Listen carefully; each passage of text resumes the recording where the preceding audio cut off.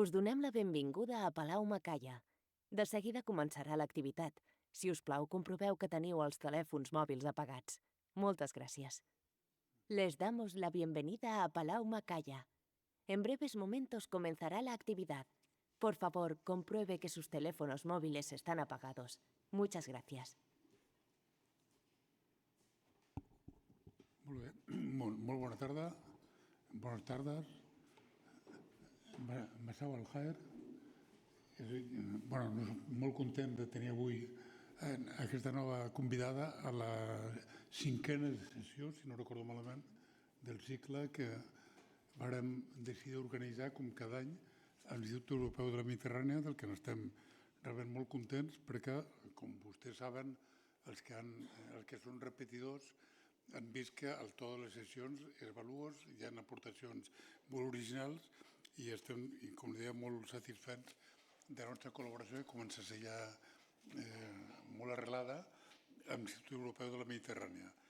Avui, quan vàrem fer la convocatòria del tema de la sessió d'avui, recollíem una cosa que sembla que va dir el Jacques-Yves Cousteau, que deia protegim allò que estimem i estimem allò que coneixem. Bé, està bé. Nosaltres, que som menys elaborats que el Cousteau, ho fem de manera més paulatina. Primer és conèixer, després reconèixer, respectar, estimar, protegir. És una mica més laboriós, però potser s'entén més. És que els francesos van més de cara al gra i són més directes i més cartesians, nosaltres som una mica més espaiats i diguem les coses. Bé, la qüestió és que conèixer és el requisit previ per estimar i estimar és la condició que afavoreix la protecció i és instintiu i universal a totes les cultures, a tots els territoris i no només a la Mediterrània. El procés és similar. L'estimació és fruit del coneixement i l'estimació porta al desig de protecció. I en aquest context em fa il·lusió donar la benvinguda a la jove ponent del dia d'avui, a la Khatib, i donar-li, a més, un reconeixement molt sentit, molt profund. Valoro moltíssim que una persona que treballa i exerceix i posa il·lusió i esperança en un país complex com era avui el Líban, amb tot el que ha patit els darrers 50 anys i el que encara li toca patir, malauradament, el dia d'avui, sobretot a la part sud del país, doncs que en aquest país valuós, ple d'història, ple de diversitat, ple de respecte i de saviesa, doncs porti a terme una activitat que ens ajuda i que és una inspiració per a la resta de mediterranis en la seva feina quotidiana. Llavors, per això és motiu de satisfacció i d'orgull tenir una ponent del nivell intel·lectual, científic i personal de que tenim el dia d'avui i que ens permet dialogar amb la moderadora, que ja la coneixem prou, i és coneguda en aquesta casa, en aquesta sala, i també estem molt satisfets de gaudir de la seva col·laboració a cada nova sessió. Moltes gràcies, que gaudeixin de la presentació i gràcies a vostès dues per la seva feina. Moltes gràcies.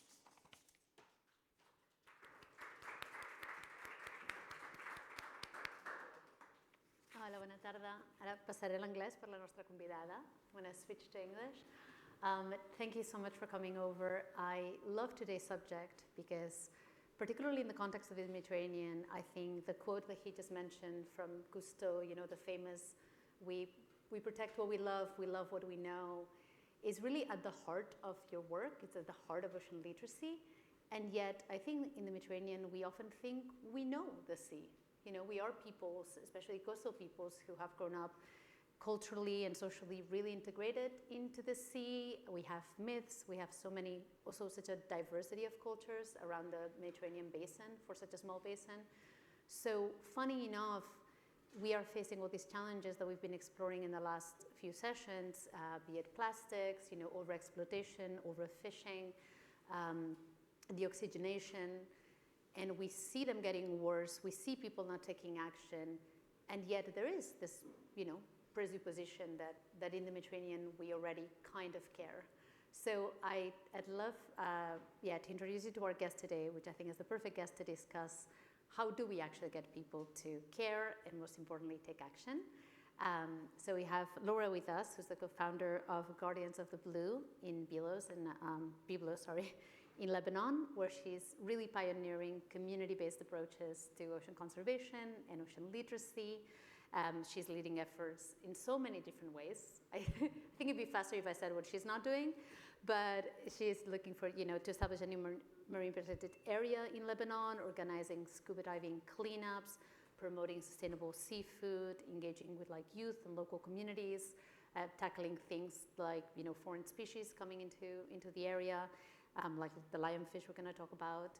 So the goal of this conversation is to, as fellow sea lovers and communicators, go beyond what we think ocean literacy is, which is often just environmental communication, like we give people the facts, why are they changing, and explore what ocean literacy really looks like in practice and in the magical ways that you are making it happen. So before we go into all of what you do, I would love to ask why, because it's not an easy job.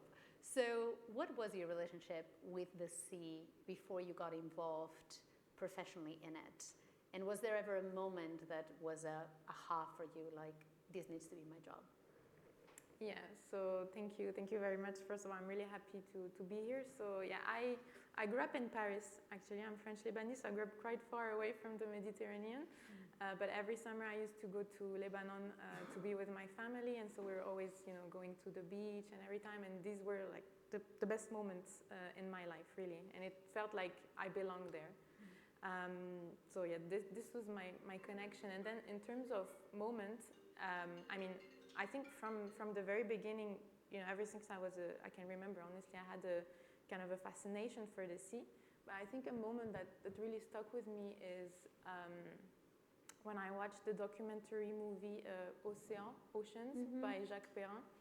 It came out in 2009, so I was 12, and I remember that I was really mesmerized. I was really fascinated when I was watching it, and at the same time I felt really, really strong emotions, like kind of the strongest emotions I felt, because there's beautiful images in this movie, but there's also really violent images of the human impacts on the sea, and there's really violent pictures of overfishing and illegal fishing and pollution.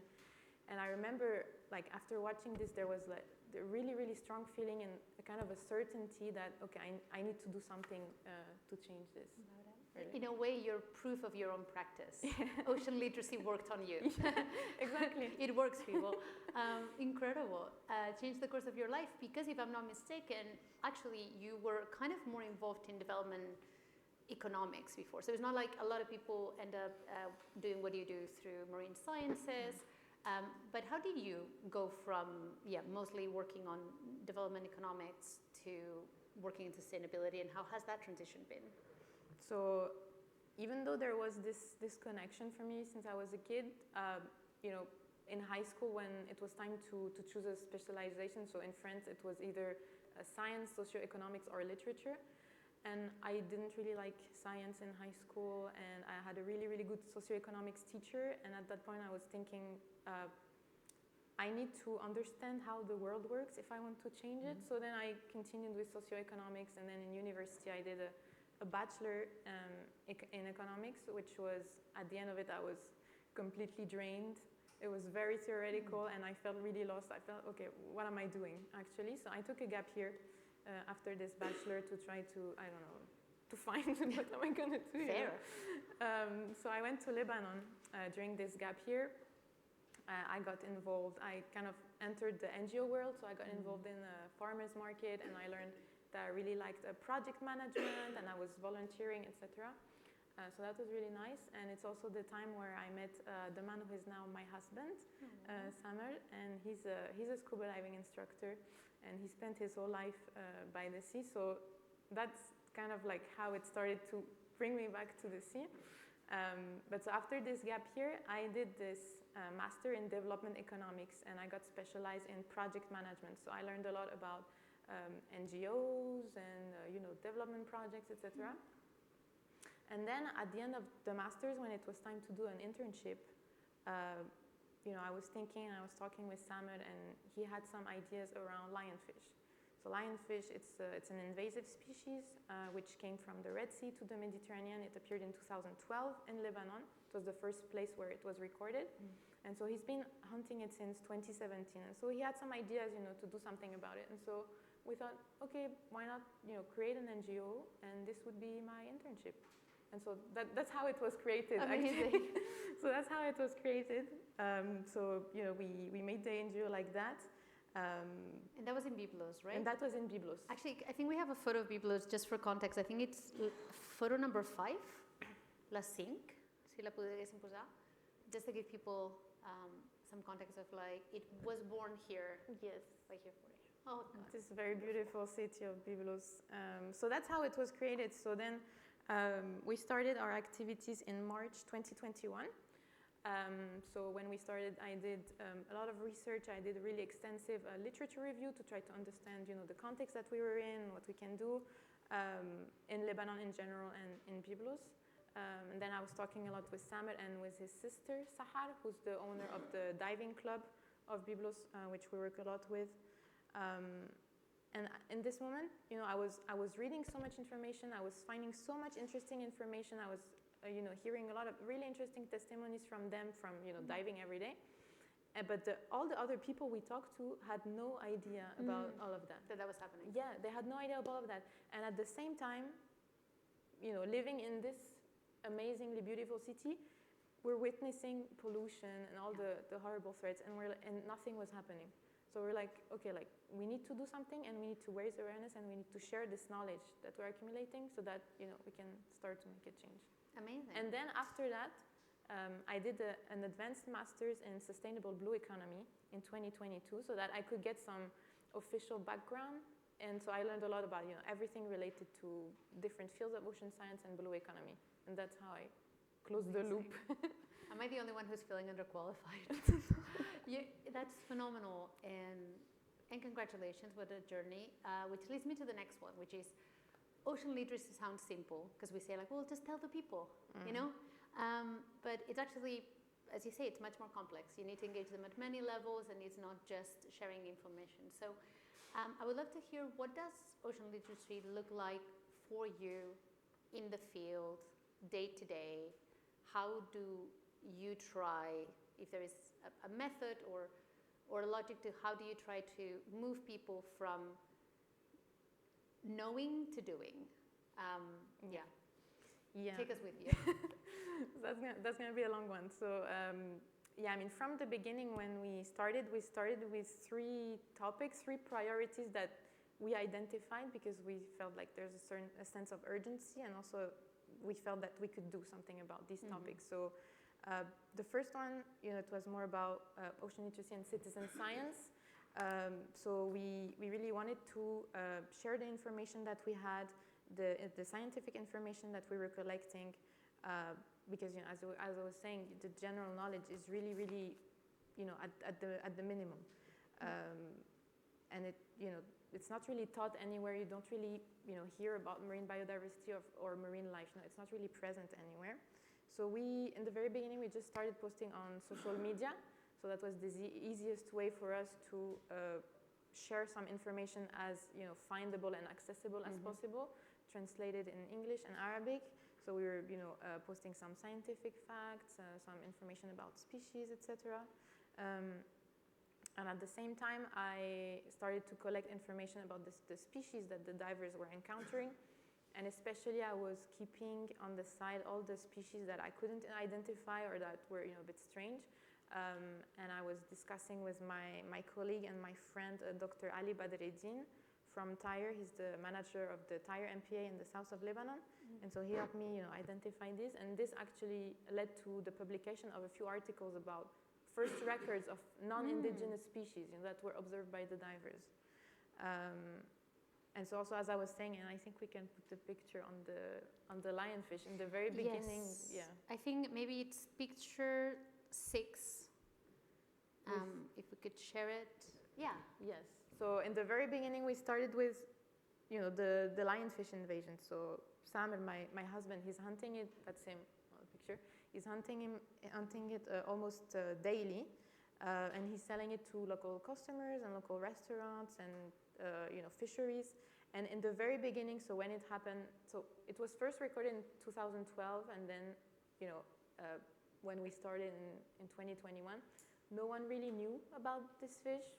People were, a bit scared of it with the spines and everything, and there was really, no knowledge about that. And we know it's hard to change the habits of people. You try to eat this new fish and everything. Like when you know the fish that you like, you're not really gonna try to eat a new one. But so Samer was, hunting every day like that, and then just talking to people, telling them, okay, this fish it's invasive and it's threatening our native species and the species that we eat, and it's very abundant. It's eating all the other species. It's reproducing very fast, but it's also really healthy. It's full of omega-3. It's full of lean proteins, and it's freshly hunted by him. So all of these arguments, he started to convince more and more people to eat it. And with the efforts of other initiatives in Lebanon, now, I think more than half of the population know about lionfish. You can find lionfish in the supermarket, even. And so it really, it shows how ocean literacy can shift also, consumption behaviors and, like that. So this is one of our pillars. And then for the third pillar, we started doing underwater cleanups. So I think we also have a photo of that. It may be 9. So we started doing underwater cleanups with the divers who were coming at the diving club of Sahar and Samer. Because, as a diver, when you dive, you see the trash on the floor, and you see it pile up, and you see it floating on the surface, and you see animals die from being entangled in ghost nets or from having eaten too much plastic. And so to shift this knowledge and this understanding into action, we decided to organize underwater cleanups, in a very easy way. Some of them is just in their regular dives, we give them gloves or a bag, and they just, take the trash with them as they dive. And sometimes we organize big cleanup events, mostly in the harbor of Byblos. So it's there, and also the other picture. So it's a beautiful harbor. It's a medieval harbor. It's part of the UNESCO World Heritage Site of the ancient city of Byblos. But then it's filled with trash. So, it's not only people littering, it's also, with the storms and the currents. So, it's just so sad to see that. So we organized some big cleanup events. In there, the divers were, collecting all the trash on the seafloor, and the fishermen, were helping us from the shore to lift it up. That's amazing. I think we have another 10. Slide 10 should have more photos. Yeah, that's the one after. So yeah, and so far with the cleanups, we removed 4 tons of marine litter from the seafloor of Byblos. So I'm very happy about that, even though we're not fixing the problem, but still, it's better to remove this. And so for the last part of this answer, and I think kind of ties everything up together, I want to talk about this project that we've been doing since last year. It's a project that was born because there's a friendship pact between the cities of Saint-Jean-Cap-Ferrat in the south of France and Byblos. And so both cities have a youth municipal council. So it's they're both made of kids between 12 and 17, and they're discussing about the governance of the municipality and everything. And so the idea of the project was to do some workshops for the youth, mixing theory and practice about the sea. Because in Saint-Jean-Cap-Ferrat, they have an amazing place called l'École de la Mer, the School of the Sea. Really amazing place. And so we got inspired by that. And so we were doing the workshops, and they were doing the same in Saint-Jean-Cap-Ferrat. And then we were, comparing and discussing, the differences and everything. So for the first workshop, we talked to the kids about, marine pollution and its impacts. And then we went on the beach, and we did this the cleanup there. So in 30 minutes, we picked up 23 bags, I think. And so we kind of just showed them like how easy it is to just, do something, just to take action. It's very easy. For the second workshop, we went at sea and we collected some plankton with a plankton net, and then we observed it with the microscope at the school, and we explained, the importance of plankton and everything. And then for the last workshop, it was the best one. We talked to them about marine biodiversity, and we talked to them about the species, etc. And then we took them for their first scuba diving experience. And they all went diving, and even the ones that were scared, and it was just amazing. That's incredible.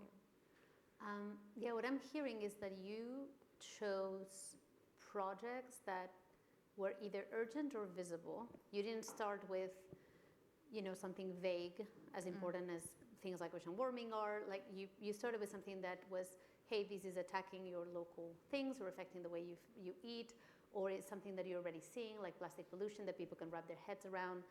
That makes a lot of sense, and it sounds to me like you also are very keen on people actually getting in the ocean and having that physical.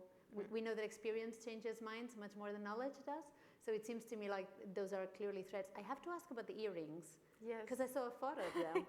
Are your earrings ocean literacy? Yeah, they're lionfish. Are they actually lionfish spikes? This is the tail of the lionfish. If you put back the slide of the lionfish. Yeah, it was Lassis. So that's another way we do with the lionfish. So we got into, Wow. So we can't really, the tail, basically the tail of the fish. This is it.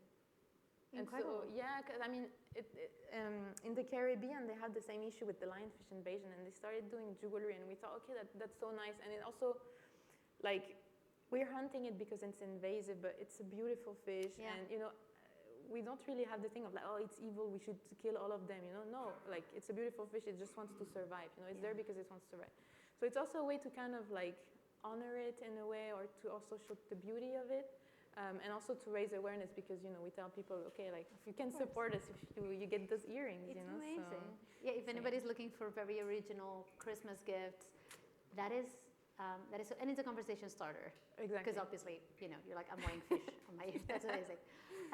Which brings me back to, we've seen how much you do with youth specifically, and with local communities. Can you tell us a bit about the importance of grassroots activation? And why is it more important or needed in comparison to our usual top-down approach of education, which is like, we have the knowledge, please take it, you're welcome. Why is this grassroots methodology of ocean literacy more impactful in your point of view? Yeah, I mean, for us, what makes it really relevant, as I was saying, is, we naturally use this approach, and we did it like that. We don't have a scientific background. No one is a marine scientist really. I mean, in the end, we're like citizen scientists, but and we don't come from the policy sector. We just decided to do this because we're passionate about this, and we saw there are some gaps that needed to be filled that no one was filling, and also because we live in Byblos. Samer and Sahara have been diving there, and being in the sea for years.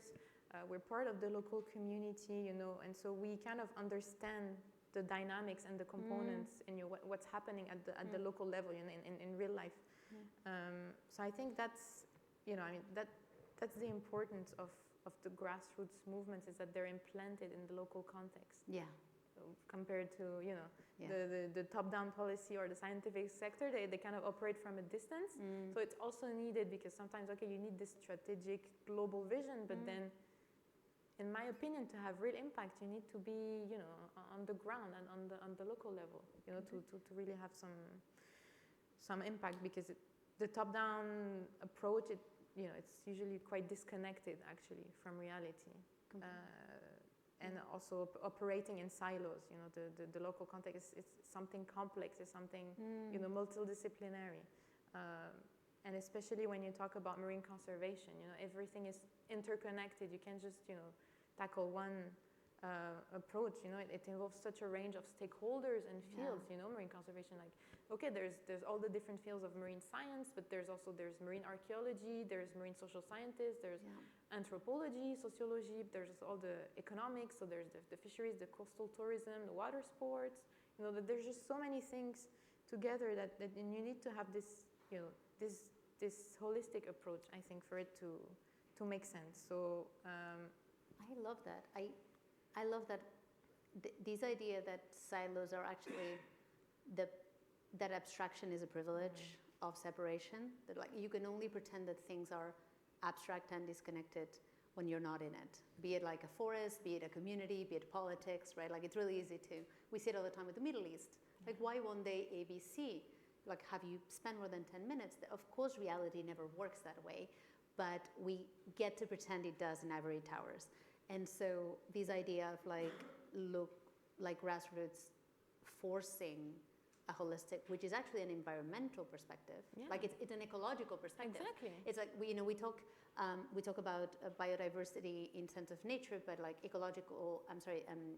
cultural biodiversity is the same, and you need it, and you need to navigate it because we don't live in monoculture. So I think that's really beautiful. And what do you say about having the local context too?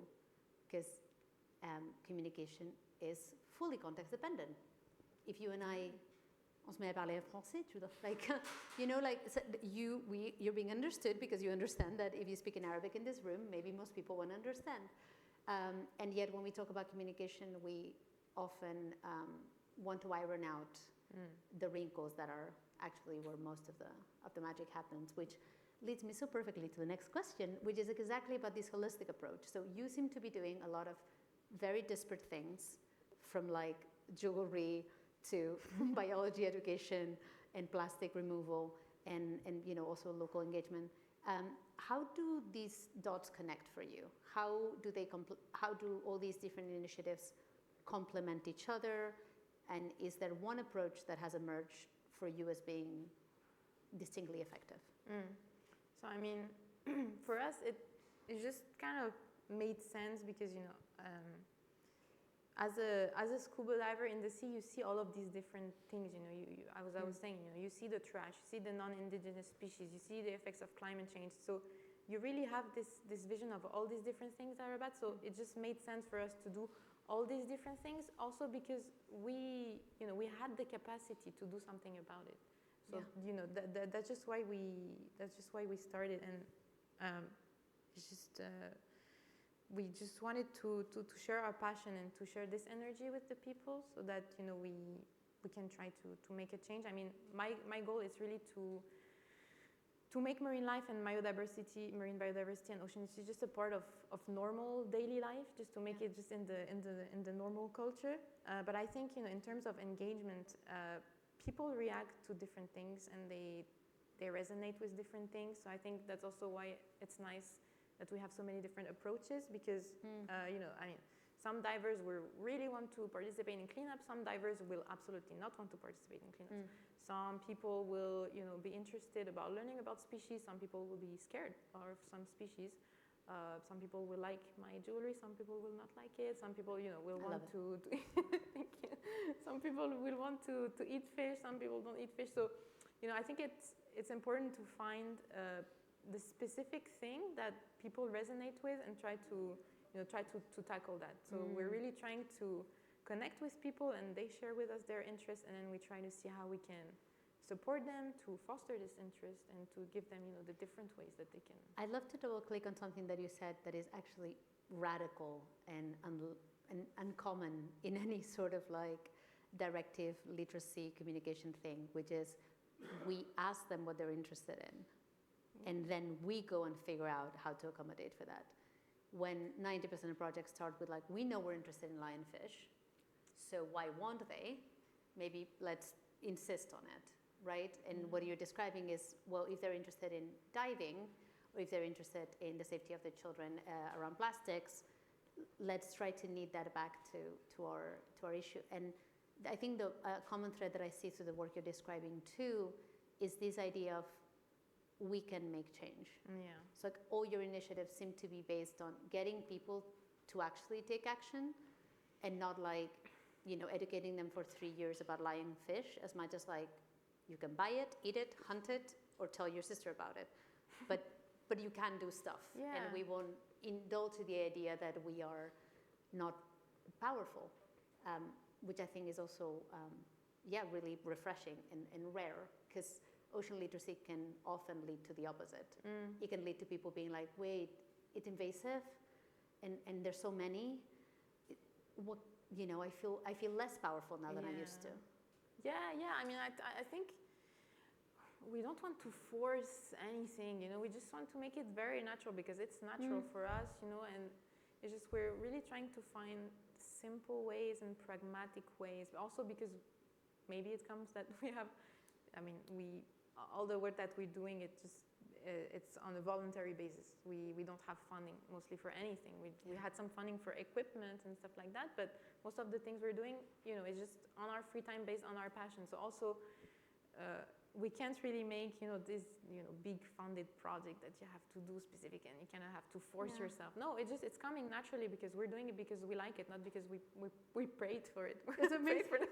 No, but so that helps. That's genius, yeah. And that's the advantage because you yourself is like, well, if I wouldn't want to get out of bed to do this, how am I going to go ask somebody to do it? And I think there's a lot of projects that put, the funding and the strategy first and only happen because of that. And then the moment that incentive is removed, you end up like, well, if you're not paying them to do it, then they won't do it again, right? And about what you were saying before also, there's the ocean literacy, right, where, as you were saying, where we just spread knowledge and then it's just, just about spreading education, but that's it. But then there's, we connect a lot with some people, as I was saying, who have a specific interest or they want to do something. And so we really try to empower them to share as much tools and resources and opportunities. We try to partner up so that then, they can have all the power and the knowledge and everything they need to then make the change in their own way. That's how it works. Like I don't know, me, myself, I'm going to talk to someone, so I'm going to help to change that person, and this person is going to talk to someone else, they're going to change that person, and then the entire village is changed, right? Yeah. And it's a way of scale. We hear the word scaling all the time, which, sometimes makes my skin crawl because it's just not how nature works. But scaling can often mean let's generalize, let's create one model, and this way we can run it faster. But what you're describing is scaling through that organic modification. It's like, you can reach the thousands, but you're much better off by letting each person reach out to their own people with the specific context and tools they need, instead of trying to find the one thing that moves all Lebanese about the ocean, which then ends up being those generalizations that actually move no one. Yeah, exactly. It's too general, it's too broad. It can have some impact, but for sure, you need, personalized things. Actually, speaking of regional personalization, you are part of a lot of global initiatives. So be it like the UN Ocean Decade or the ECOP, like Early Career Ocean Professionals, you are constantly collaborating with other folks, and often I assume the Mediterranean voice speaking for all of us. So what are some of the ways that you think, is there a Mediterranean approach to ocean literacy that you've seen kind of be different than what other people do? Is there something that you think we could learn from other regions? How do you see that cultural difference in ocean literacies in plural? Yeah, so maybe I'm going to give some bit of a institutional background around ocean literacy. So ocean literacy in the very beginning, it's quite of a Western and English-centric movement that started in the US in the 2000s. And then it kind of spread across the world. So in the US, the organization in charge of ocean literacy is the National Marine Educators Association, NMEA. And in Europe, the equivalent is MC, the European Marine Science Educators Association, founded in 2013, and they have a subgroup for the Mediterranean. So at the regional scale, this is, let's say, the institutional, the official point for ocean literacy. And so they adapted the ocean literacy framework that NMEA did, and they adapted it to the Mediterranean context. So they did the Mediterranean Sea Literacy Framework, which was translated in quite a lot of languages, and actually we translated it in Arabic.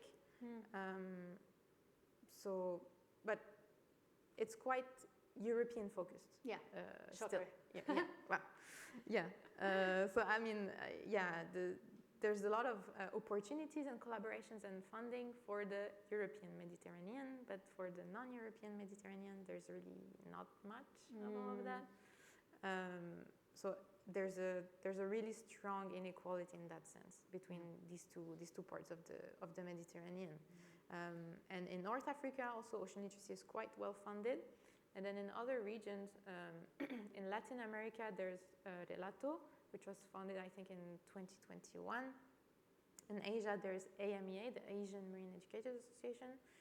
And in the Pacific, there's IPMEN, the International Pacific Marine Educators Network, And in Africa, I don't believe there's such a a cross-national network, but we have Ocean Literacy Hub in the ECOP program for Africa. So I think in Europe, ocean literacy, I think it's been linked with strategies and policy, and I feel like it's really starting to be more and more included in like high-level things. But in other regions, it hasn't really been the case, except in North America, I think. So in this regard, the European Mediterranean, I think, is doing pretty well in terms of ocean literacy, honestly, compared to other regions. But then, as I was saying, the rest of the Mediterranean still has a long way to go, even though there's some really interesting initiatives.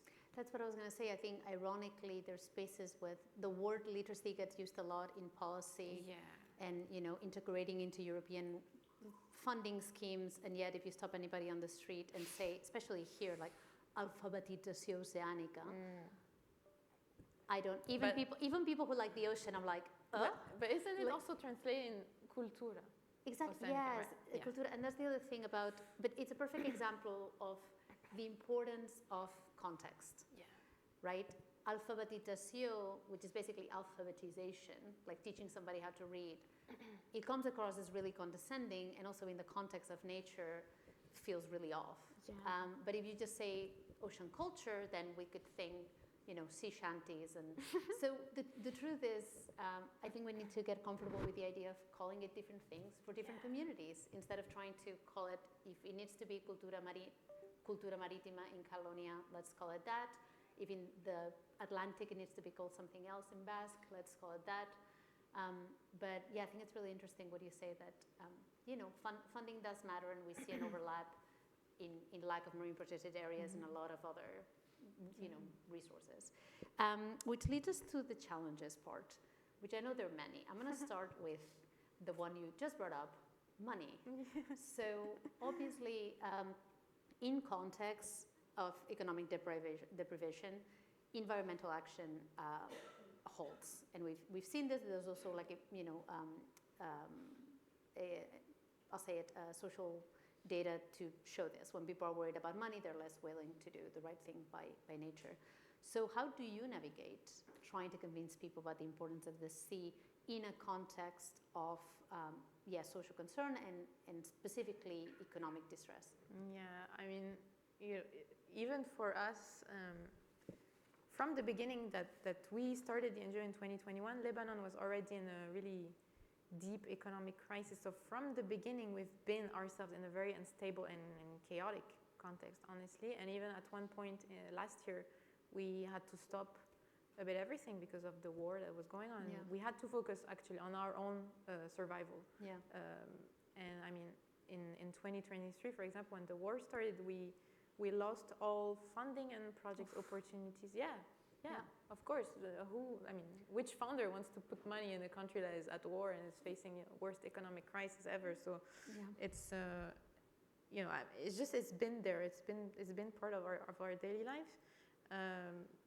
But one of the feelings that we have had from the beginning is that we want to share the beauty of marine life, and we want to share the beauty of our sea, in the hope that we can show people that there is beauty to be found in Lebanon. There's still hope. There's still some positivity, and it's really been more about just sharing this, to have this positive and this kind of pride that there is beauty in our country, right? Because it's just such a complicated situation to navigate. We can't ask anyone to volunteer or to do anything, So we just wanted to spread some beauty and to spread some positivity, because actually when you talk to people, a lot of people will tell you, no, but the sea in Lebanon, it's dead, it's empty, like there's nothing in there, it's polluted, it's horrible. Like that's the general vision of the sea. Like it's too late, like what's the point? Yeah, exactly. And then when we show pictures, I think there's some of the pictures of I marine think life. maybe it's number 7, could it be? Let's see. No. Oh no. Another one. The one just with the... Oh yes, number 8. Thank you. That's a teaser for later. But yeah. Yeah. So when we show these images and the videos of marine life, everyone is like, "Oh wow, we have this," and like they just have the biggest smiles and they're so happy, and it's just amazing. So in this context, it's been more about that, and it's been more also about this notion of blue mind. Yeah. Just being connected to the sea, being near the sea or in the sea can bring you a sense of peace and calm and happiness. So that's what we're trying to. Yeah. Which is most needed when you are in times of very much. Yeah, resilience. That's a beautiful thing, and I think it also taps into what I was saying. I hear so much through your work. It's this idea of hope and action, and that's where the local context really matters. Because you can say, our country has been in this geopolitical turmoil, or we can't control the actions of other countries. But when you say yes, but you can control what's happening on your harbor, that can actually be not only not too much of an ask, but a really empowering thing for folks who are very naturally losing their sense of agency. Yeah. That's really beautiful. Also, it really made me want to come visit. You should come. We will, absolutely. We're all heading there after. There's a bus waiting outside. No, genuinely, if we can stay in the challenges for a second, because hope matters. But in general, driving people from yes, I know what I should do, to I will do it. That's the chasm, right? So, what do you think is the barrier to action to most people? Let's do a theory of constraint instead of obviously everything would help, and if we had more of everything, it would help. But when people know, as I think all of us in this room know, that the ocean needs us, and all of us in this room know that we're probably not doing enough, what do you think is the most common barrier to action? How do you go about, dissolving it or getting around it? I mean, in my context, in Lebanon at least, the problem is people knowing about the ways that they can do things.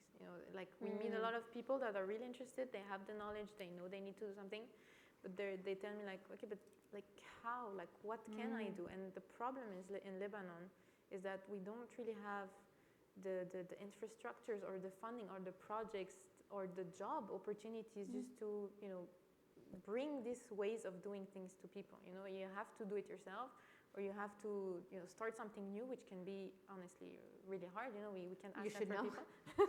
Yeah, and it's a privilege, honestly, that I've been able to do that, because in a situation like Lebanon, it's a privilege to have free time to be a volunteer.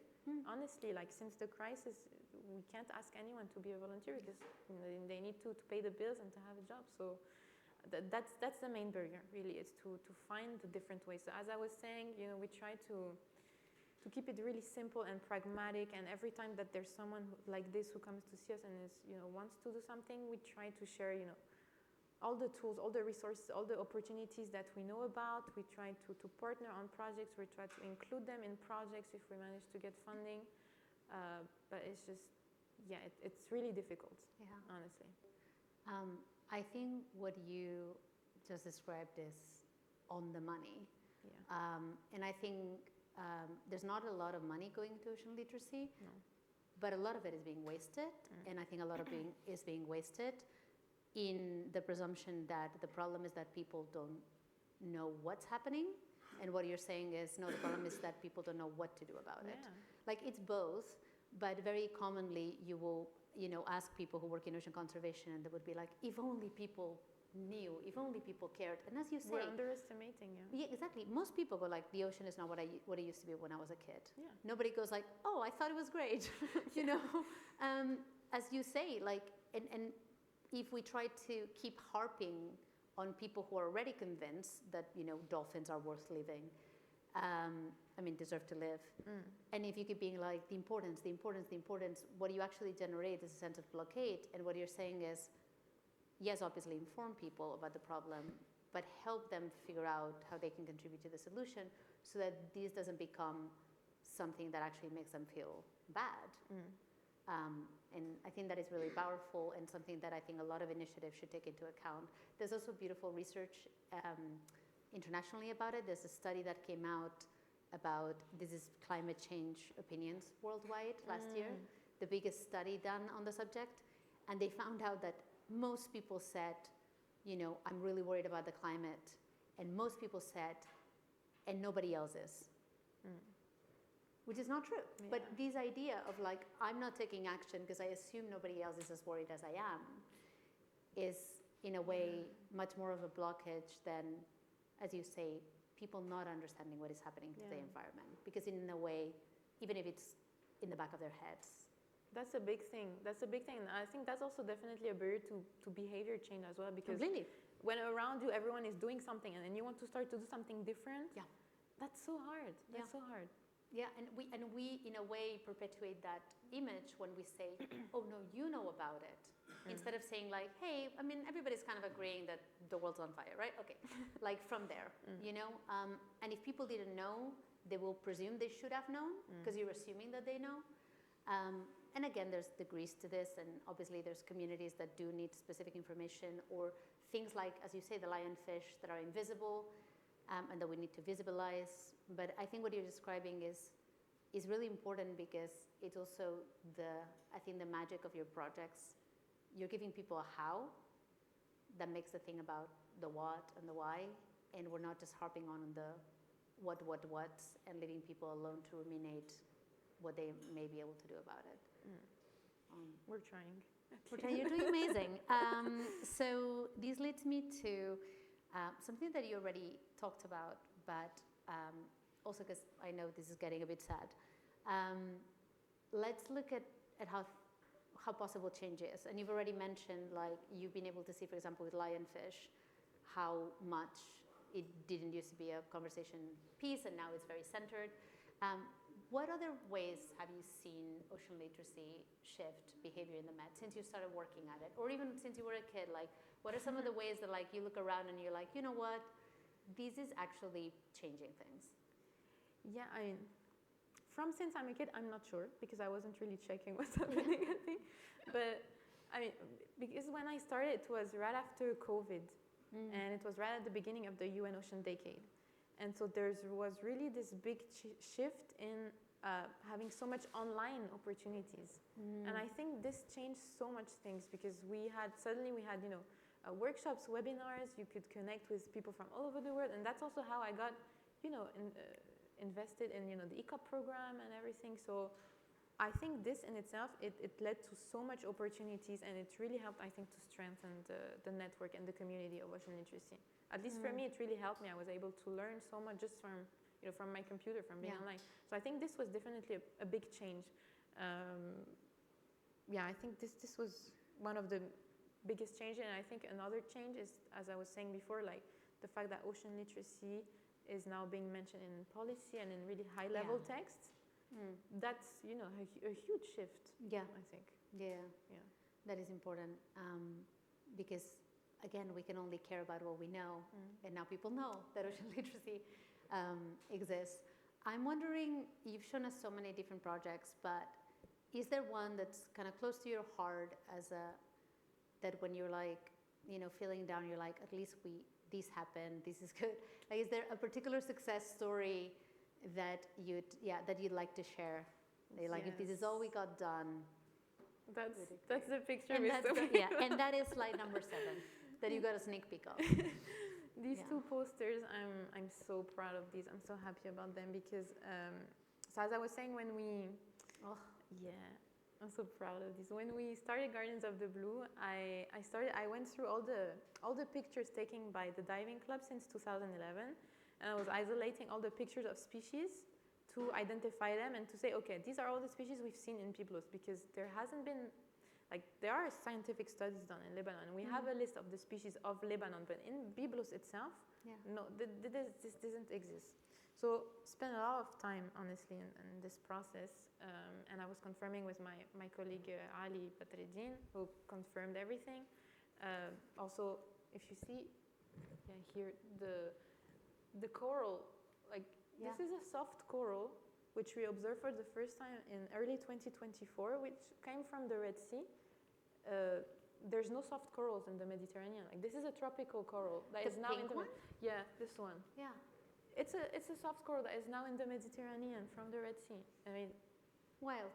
Yeah, it's very crazy. So I'm really proud of them, because also there wasn't any visual representation like this of marine biodiversity in Lebanon. When I grew up in France, and I think probably you too, like you have in your mind the idea of these posters with all the species and everything. In Lebanon, there wasn't anything like that, and I mean, for me, it's one of the basis of ocean literacy, right? You need to kind of have an idea of the species and everything. So this was so important for me to do, and obviously, as I was saying, like, there was some scientific articles, but who is going to read the scientific articles, So we wanted to make it really visual and really nice, and I'm just so proud of these, and now they're displayed at the diving club, so every time there's a diver now I can ask them, like, which species did you see? And if it's not there, actually I have to add some species to this that we saw. Oh, amazing. Yeah, and they're freely available on our website, so anyone can download them and print them and use them, and I'm hoping that I don't know, it can inspire other people in Lebanon to do it.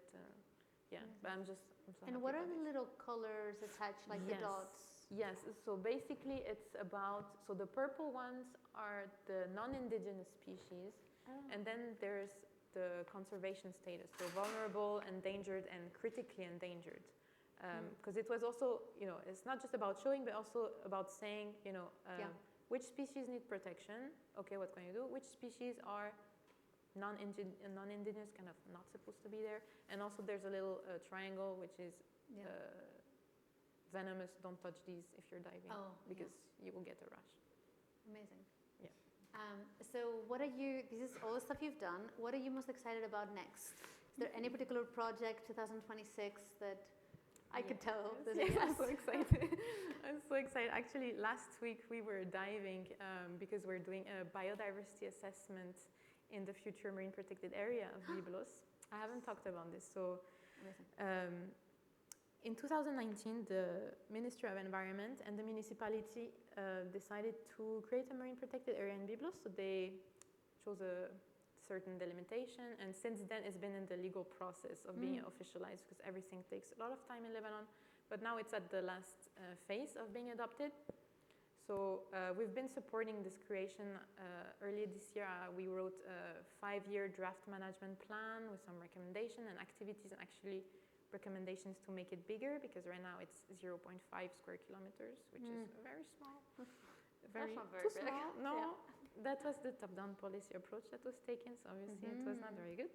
But anyway, and so last week we've been doing some dives. So we got a training in scientific diving. So that was amazing. So we went diving and we were, taking notes and looking at all the species, all the habitats and everything. So this is going to lead to a report which, because also when they chose this delimitation for the APA, they didn't do a scientific assessment in the area, which should have been done. So we did it. And also something so exciting, we're doing a short film / documentary about marine life in Lebanon. This has been one of my dreams, obviously, so I'm so excited about this. We're partnering with our friend Nessim Stevenson. He's the co-founder of Kogia, which is a really cool NGO, and so he's doing all the filming. So I'm so excited about this. It's going to come out next year. And another thing I'm also very excited about for next year is we're going to do an online training on ocean literacy in Lebanon. So it's going to be free, and it's going to be, touching up on a lot of all the different aspects about the sea in Lebanon. So that's going to be a way of continuing the work that we're doing. I'm so excited. Amazing. Looking forward to the documentary. It also is so full circle that a documentary sparked your passion, and now you're making one. It's been my dream from the beginning. I want to make documentaries about Lebanese marine life, because for me, this is what works, and this is what needed, because a documentary, a beautiful video, you can just showcase it to so many people, and Absolutely. This is what needed. So this is the first of hopefully many. Amazing. Yeah. Okay, well, we went on and on about the importance of telling people how to do things and not just what to do. So I think it's just fair for us to give some advice to the public, just in case there are people in the room who either want to do stuff about the ocean but feel justifiably really overwhelmed or bummed out, or even somebody in the audience who may want to get into ocean literacy or improve their ocean literacy skills if they work in environmental work. Could you share some wisdom? Yeah,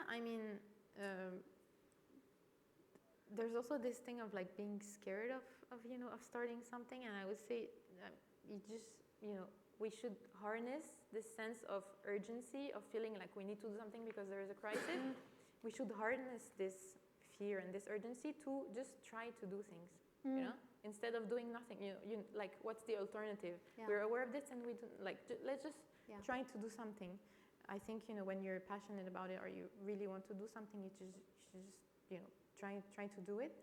I think in terms of skills and advice, maybe it would be to trying to learn as much as possible about the context that you want to work in, not from just one perspective or one field. I mean, for me, it was, as I was saying, it was really interesting when I learned about, the context in Lebanon and in Byblos to read. I read, some archaeology, articles. I read about some fisheries, obviously marine science, some sociology studies, and you can learn so many different things. And then from that, you can identify where are the gaps, who are the people working in this, and where you can contribute. And then you can reach out to the people who are already working. You can try to see, how you can partner up with them, what do they need, if you can, join them. But basically, yeah, the very important thing is to start to build a network and to get in touch with people, because there's a lot of opportunities, there's a lot of ways to do things, but if you have a strong network, it was going to be much easier to learn about these opportunities. Yeah, and I think it goes back to what we were saying, the importance of knowing your context, but also of not thinking you're the only one, because you're likely not. No. However random the subject, just look at us, Yeah. At least there's two of us. Thank you so much. This has been such a pleasure. We're going to open to questions from the public now. Si algú té alguna pregunta, you can ask it in any language you'd like, and there's going to be translation. Doubts? We have one.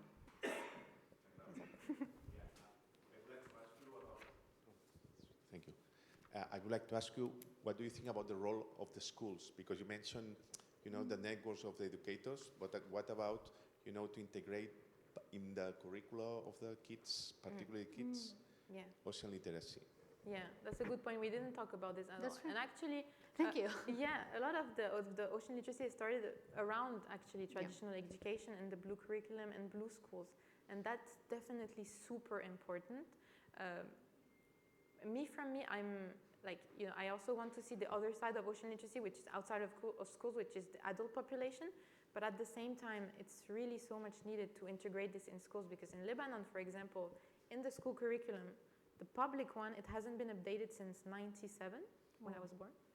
So it's like, how does this work? It doesn't work like that. And so, yeah, definitely, teaching about the kids, including this in schools, doing fun activities. And it's also what the School of the Sea is doing in Saint-Jean-Cap-Ferrat, and it's so important. It's my dream to have something like that in Lebanon, actually, where I can just bring the kids. And just like the workshop that we did with the youth, they were so interested and they were so happy to do something. And they know actually much more than we think. So it's just And if there's so any important. teachers in the room that are like, I'd like to bring some more blue into my school, there is the blue school networks in Europe in particular, which is very active in Catalonia too, and there's resources that you can access and curriculums, or if you want to lobby for it to be implemented on your kid's school, please. So like, say, blue schools, it's what it's called in the European context. Yeah. Amazing. Any other questions? Amazing. Hello, thank you for the wonderful discussion. I would like you to elaborate a bit more on what Laura asked about the results that you see of your actions. You mentioned that now they are knowing about the lionfish, they eat it more, they buy earrings. What about the underwater cleanup?